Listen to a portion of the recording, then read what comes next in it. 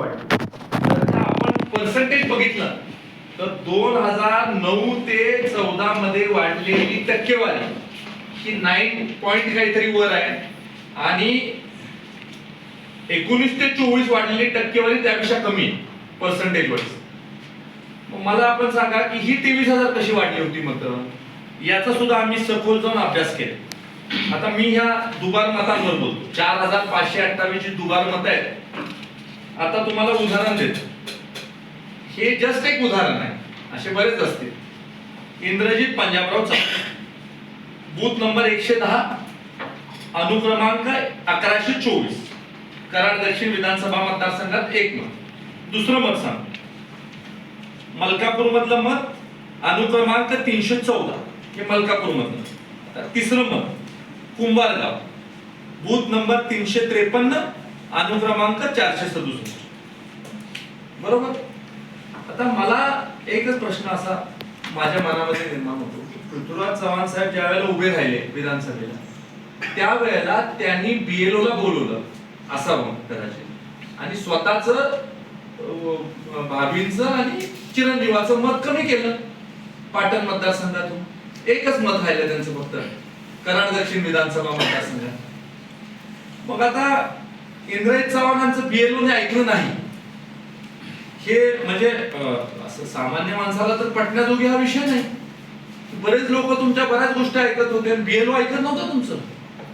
दुसरं मत आशा Indrajit Chavan, booth number 110, अनुक्रमांक 1125, मलकापूर मध्ये बूथ क्रमांक 163, अनुक्रमांक 315, पाटण मध्ये बूथ क्रमांक 353, अनुक्रमांक 465, शांतादेवी पंजाबराव चव्हाण 110, बूथ क्रमांक 1123, अनुक्रमांक नंबर बूथ नंबर 119, हे कराड दक्षिण मध्ये.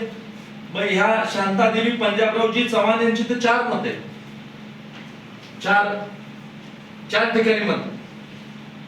आता मला हे असे 7 लोक आहेत त्यांच्या घरातले, हे 2014च आहे. मग 14 ते 19 5 वर्ष तर बराच कालावधी असतो. 14 ते 19 मध्ये 19 ची यादी वाचून दाखवतो. इंद्रजित पंजाबराव चव्हाण, कराड दक्षिण, बूथ क्रमांक 112, कराड 1334, अनुक्रमांक नंबर. त्यानंतर कराड दक्षिण बूथ क्रमांक 167, मलकापूर, अनुक्रमांक 433, पाटण मतदारसंघ 353, कुंभारगाव, अनुक्रमांक 533.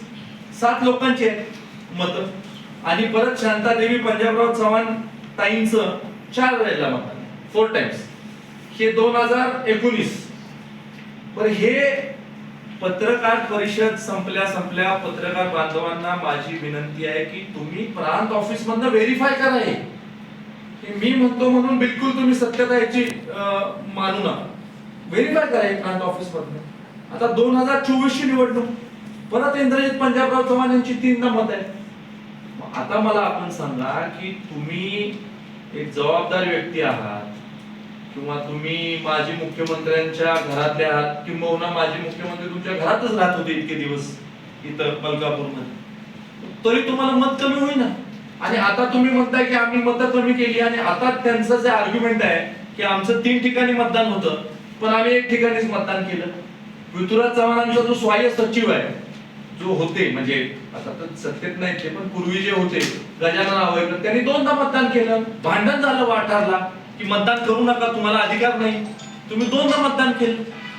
तुम्ही जगाला तत्वज्ञान सांगताय आणि नाकाखाली आमदार आहे तुमच्या सगळ्या, आणि तुम्ही आकडेवारी कुठली देता? 58,000 आला कुठला आकडा? कोणी दिला आकडा तुम्हाला? तुम्ही राज्याचे एकेकाळी प्रमुख होता. तुम्हीच म्हणताय मी पंतप्रधान कार्यालयीन मंत्री होतो तेव्हा मनमोहन सिंग साहेबांनी असं सांगितलं वगैरे, काय काय मी ऐकलं सगळं. तुम्हाला हे कळत नाही प्रांताला विचारायचं की SIR ची आकडेवारी काय?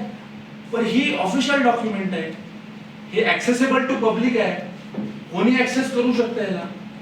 मग तुम्ही आकडेवारी अशी कशी देताय? आणि तुम्ही कशा पद्धतीनं स्वतःचं मत व्यक्त करताय? तुम्ही डायव्हर्स विषयी बोलताय. तुम्ही जिथं कराडच्या MIDC मध्ये मुख्यमंत्री असताना, आमदार असताना एकही काम करू शकला नाही, एकही प्रकल्प आणू शकला नाही. तुम्हाला काय अधिकार आहे डायव्हर्स विषयी बोलायचा?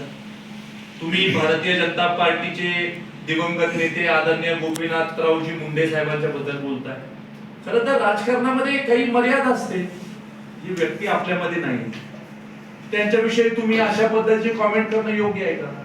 आता मी जर का आज म्हणायला लागलो की आमचे जे आजोबा होते थोरले, ते आजोबा मला सांगत होते गोष्ट की आनंदराव चव्हाण साहेबांना कसं काय शेतकरी कामगार पक्षातनं काँग्रेसमध्ये घेतलं, तर इज इट राईट? चुकीचं आहे ते. आपल्याला अधिकार नाही इतक्या मोठ्या माणसांविषयी बोलायचं, असं माझं मत आहे. शेवटी त्यांचा निर्णय त्यांनी घ्यायचा आहे आणि त्यांनी थोडं म्हणजे सकारात्मक दृष्टिकोन ठेवावा, मतदारसंघाविषयी काही सूचना कराव्या, दुसरं काहीतरी चांगलं करावं. हे असलं काहीतरी तुम्ही काढू नये. 48,000 कमी झाले ना 58,000 कमी झाले. माझा साधा सोपा प्रश्न आहे त्यांना. विधानसभेच्या निवडणुकीनंतर नगरपालिकेची निवडणूक झाली. कराड नगरपालिकेमध्ये काँग्रेसच्या चिन्हावर किती आले निवडून लोक?